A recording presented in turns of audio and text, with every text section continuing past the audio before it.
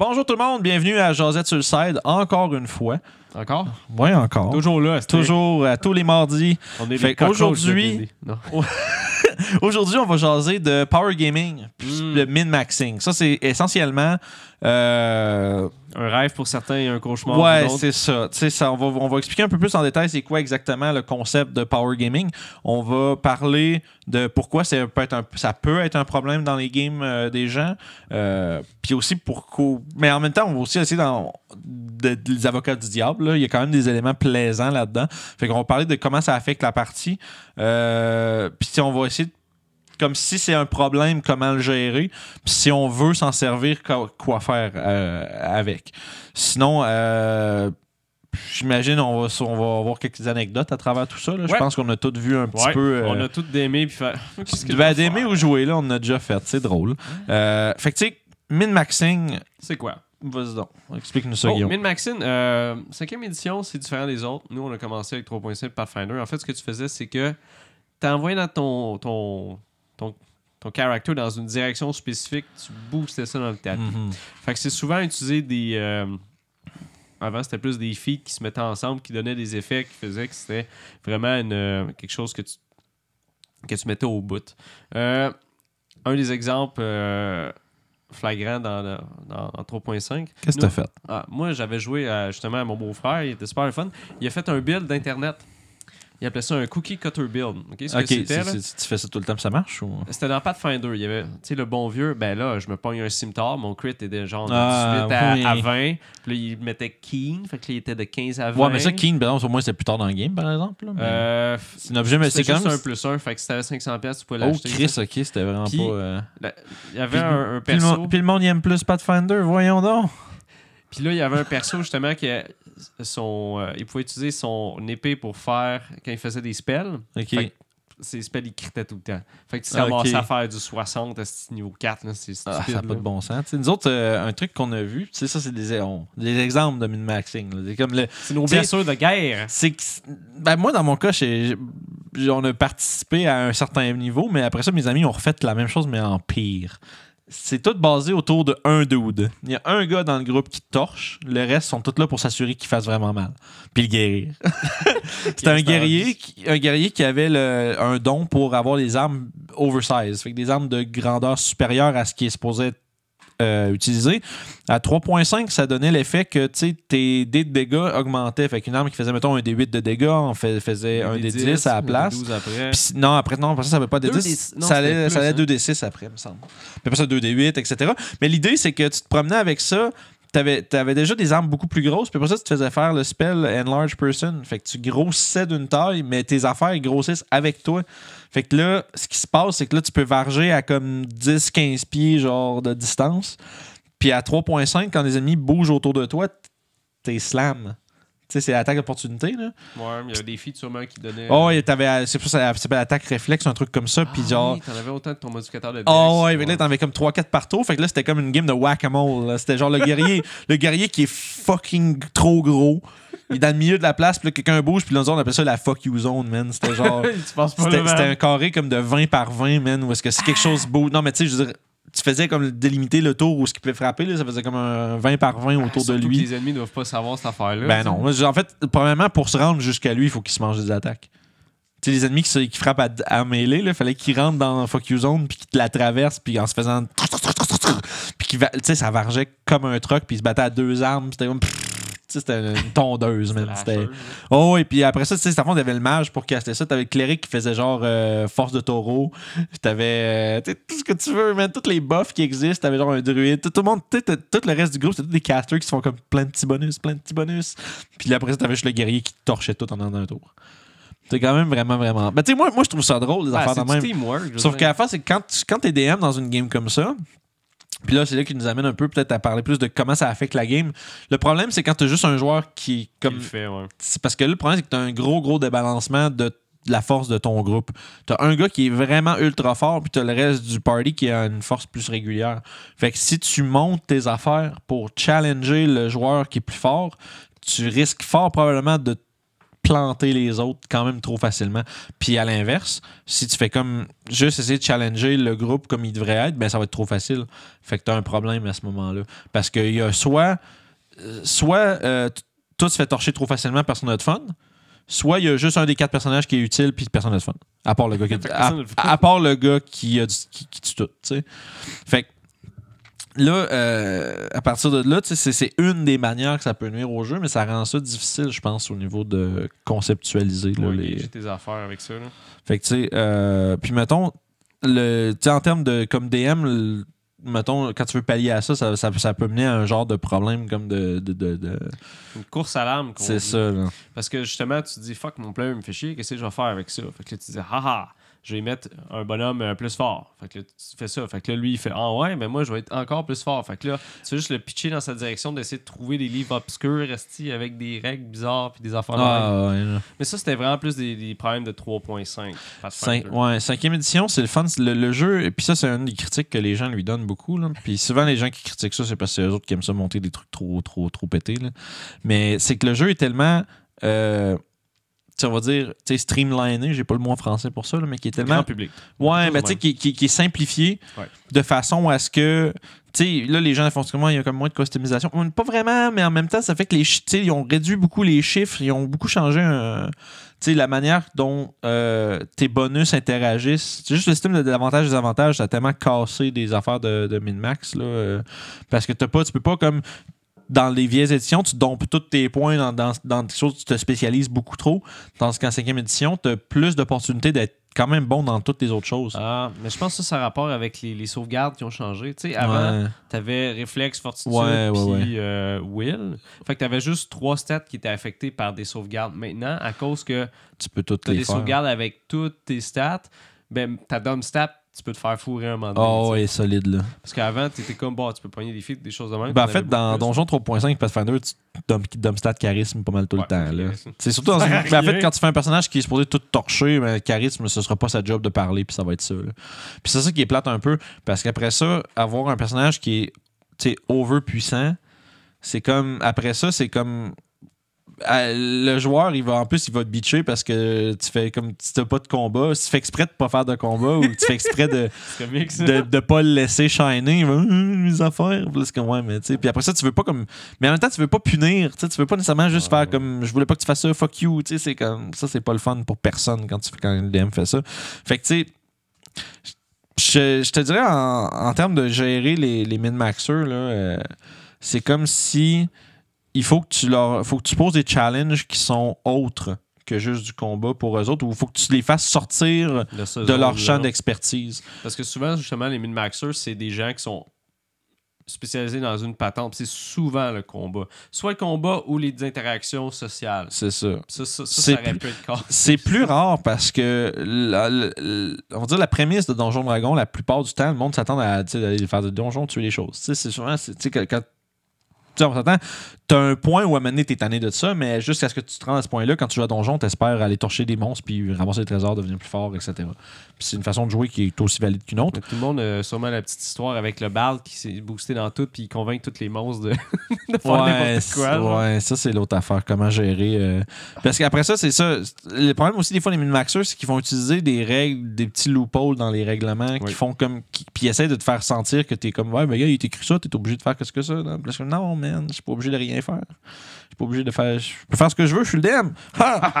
Fait que tu sais, c'est pour dire que je pense que l'important, quand vous vous rendez compte, là, mettons que tu as un groupe et que tu connais pas forcément super bien tes joueurs, les joueurs se connaissent pas forcément super bien entre eux, puis là, tu te rends compte que tu en as un des 4, là, je dis 4 parce que c'est mon chiffre préféré de groupe. Tu en as un des 4 qui, tu vois, là tu es en train de te rendre compte que, OK, lui, il a vraiment une espèce de build de fou, là, comme, c'est tout, tu vois que c'est pensé, puis. Et tu vas le savoir parce qu'il va t'en parler. Ah ouais, habituellement. Il va le dire aux autres joueurs. Sauf s'il est habitué de se faire pogner, puis là, il en parle plus. Ouais. Parce que là, je vais leur montrer à la place. Fait que, tu sais, à la limite, c'est correct. Sauf qu'après ça, quand tu te rends compte de ça, il faut qu'à ce moment-là, tu essaies de gager les forces des autres membres du groupe, puis comment tu peux aller challenger ça à la place pour leur donner l'option de shiner eux autres aussi. Parce que le plus gros problème des min-maxers, c'est pas tant. Tu sais, en tant que DM, là, qu'un joueur torche tes monstres vraiment facilement, c'est pas la fin du monde. Si les gens ont du fun en le faisant, c'est correct. Le problème, c'est quand tu as 2 ou 3 autres joueurs qu'eux autres, on dirait qu'ils ont l'impression qu'ils servent à rien un peu. Puis c'est comme, ouais, c'est plate, on fait pas grand-chose. Moi, je sais que j'avais joué justement une game, puis j'avais un des joueurs qui était comme ça d'ailleurs. Puis il a juste cassé la gueule au monstre principal. Ça faisait une coupe de game.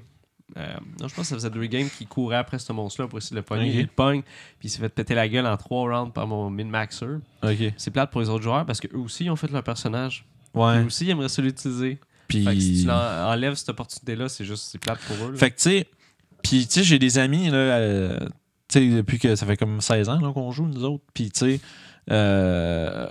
ben, tu sais, on and off, mais tu sais, ça reste que mes amis de Québec avec qui j'ai commencé, j'en avais un en particulier qui était vraiment, vraiment fort. Il aimait ça vraiment, genre, optimiser ses bonhommes, puis ça faisait partie de son fun.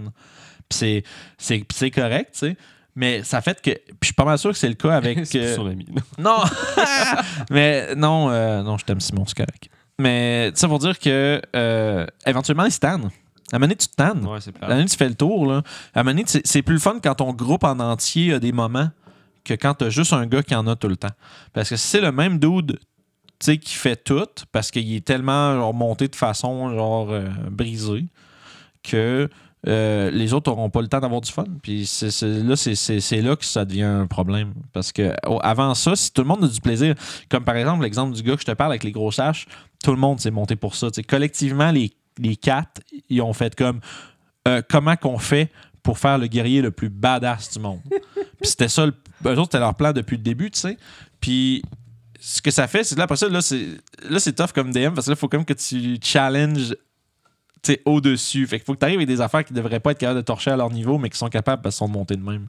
Fait que ça donne une opportunité de faire quelque chose d'un peu plus genre épique puis dangereux. Fait que tu sais, des min-maxers, c'est pas que du mauvais.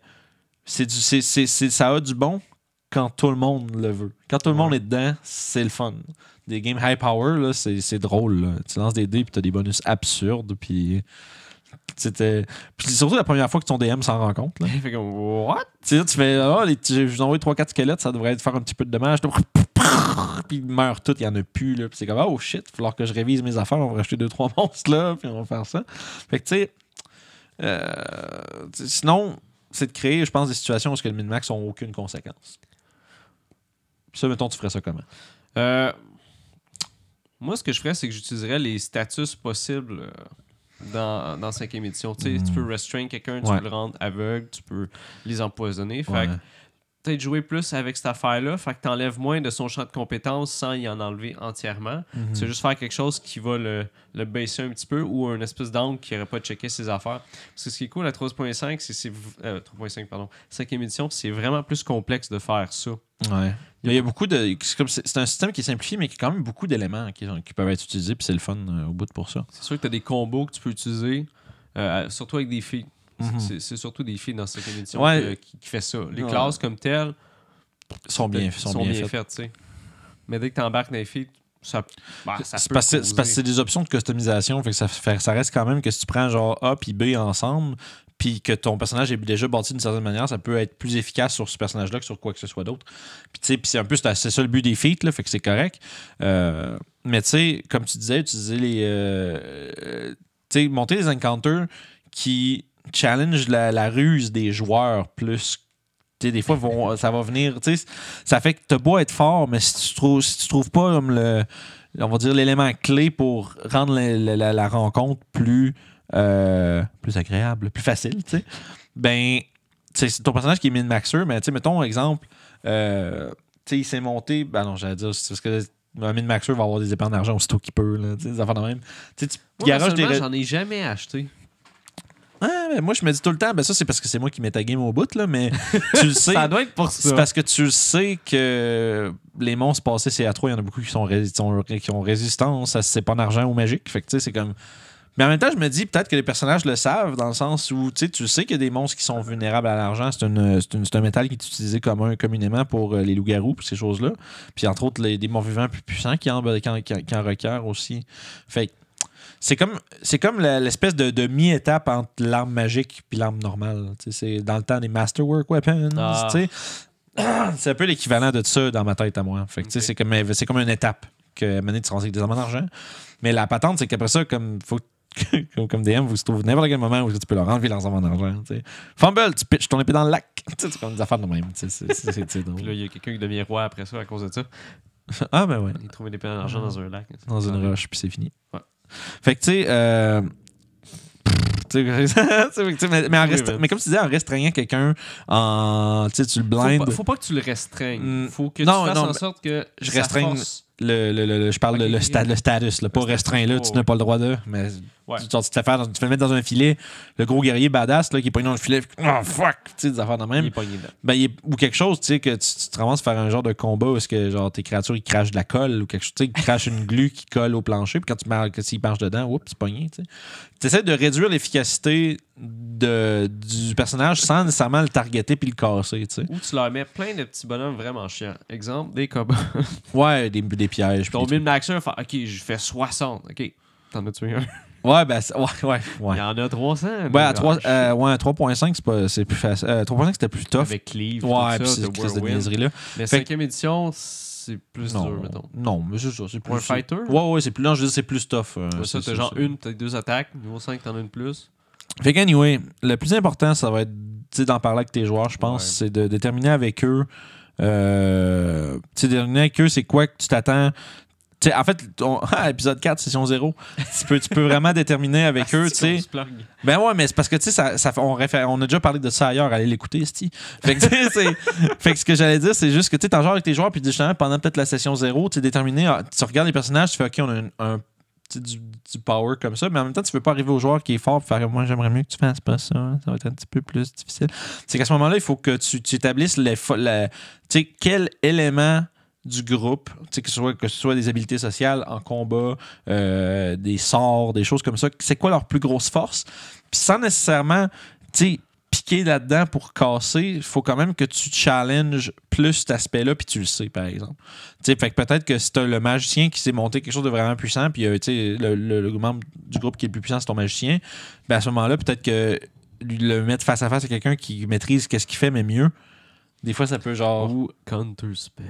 Ouais, mais en montant, c'est ça. Tu as des anti-mages, des trucs comme ça qui existent. Ouais. Fait que faut que tu tailors un peu ton expérience avec le fait que tu as quelqu'un qui est plus fort que les autres.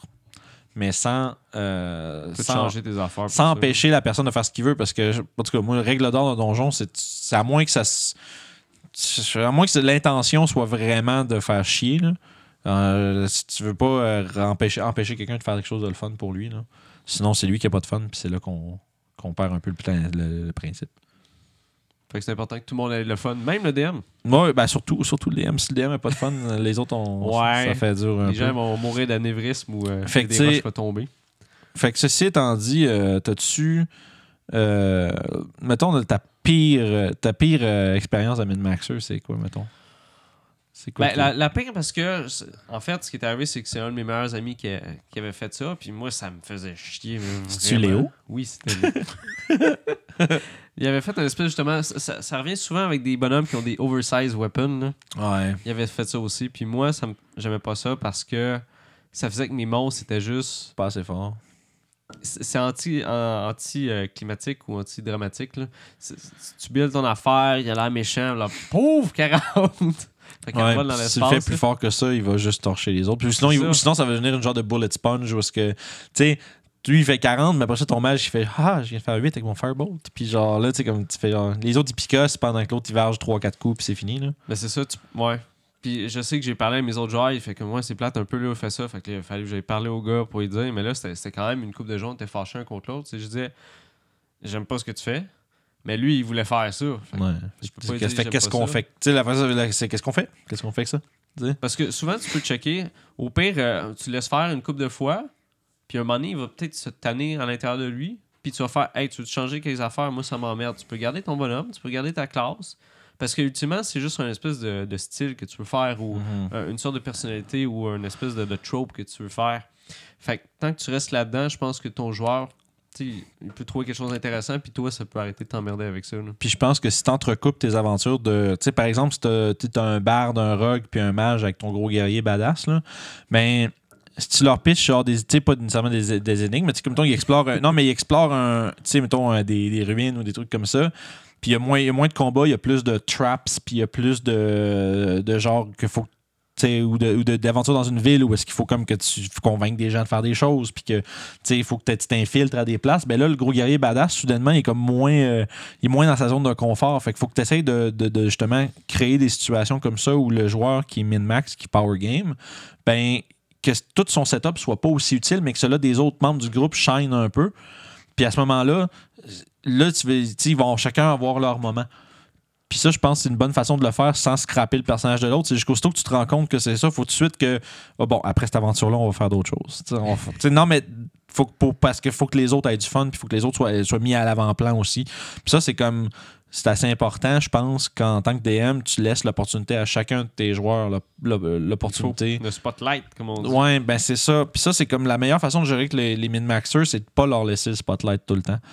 Puis tu sais, en variant le style d'aventure que tu leur proposes, ça te permet d'aller puiser dans les expertises de différents champs de chaque personnage. Puis à partir de là, ben pouf, tout se fait naturellement. Puis quand on retourne dans des catacombes à aller torcher des monstres, le guerrier est comme fuck yeah. Même les autres vont être contents. De pas faire manger le cul. Genre, c'est ça, ils font OK, ouais, au moins on y va, on va faire ça, lui il est fort. Fait que lui il va aller en avant puis il va s'occuper des choses. Fait que là, tu sais, comme là, on s'est rendu les joueurs ont eu l'opportunité de faire. J'ai été utile dans ces moments-là. Tu sais, Rogue va faire. Je me suis infiltré dans la maison, dans le manoir du noble, ouais, dans le manoir du chef, là, whatever. Puis j'ai volé telle affaire. Pendant ce temps-là, le guerrier est obligé de pogner dehors à monter à la garde. Tu sais, pas full intéressant. Mais là, à ce temps qu'ils sont dans le gros catacombe avec le Minotaur puis ces affaires-là, le Rogue va faire sa job. Vas-y. On te le laisse. Fait que tu sais. C'est toujours. Puis ça, c'est drôle. Je pense que c'est un thème qui devient récurrent dans les jasettes pas mal, mais ça reste toujours. Tu sais, Donjon, ça reste une game de groupe. Ça reste, c'est pas le joueur contre les. Tu sais, c'est mécaniquement le joueur contre les DM, mais le but, c'est qu'en tout cas, moi, comment je joue, j'aime ça quand mes joueurs on construise quelque chose de le fun ensemble. Tu sais. Fait qu'à partir de là, ton min-maxer peut être intégré d'une manière ou d'une autre. C'est qu'il faut que ça se fasse, puis ça vaut la peine de le mentionner aux joueurs, de lui expliquer écoute, j'ai peut-être un petit problème avec la façon de gérer genre la puissance de ton bonhomme. Fait qu'il dit, mais attends-toi pas à ce que ton bonhomme soit bon partout puis tout le temps. Puis il fait comprendre qu'il va y avoir des bouts où il va être moins bon parce que les autres sont obligés d'être un peu sur le bench pendant que lui il torche des monstres. Fait qu'il faut falloir que lui, à certains moments, il soit un peu plus sur le bench pendant que quelqu'un fait d'autres choses. Puis si le joueur est down avec ça, puis que toi, tu y expliqué, tout le monde est content. C'est ça, puis il n'y en a pas de problème. Fait que tu sais, les min-maxers, c'est juste un problème si c'est pas géré collectivement. Fait que, ouais, c'est une belle conclusion, pareil. Hein? Ouais. Fait que, voilà, min-maxer, un problème des fois. Fait qu'amusez-vous, puis on s'en repogne. On s'en repogne. À la prochaine. Merci d'avoir écouté Jazette sur le side. N'oubliez pas de liker, commenter et de s'abonner à la chaîne. Vous allez pouvoir suivre toutes nos vidéos sur YouTube à RPG sur le side. Aussi disponible en version podcast sur Apple Podcast, Spotify et SoundCloud. Ainsi que Balado Québec. Puis si toi aussi tu as envie de voir comment on applique nos trucs dans une game, ben écoutez Les Aventuriers du Terroir tous les vendredis. Vous allez voir, c'est bien le fun.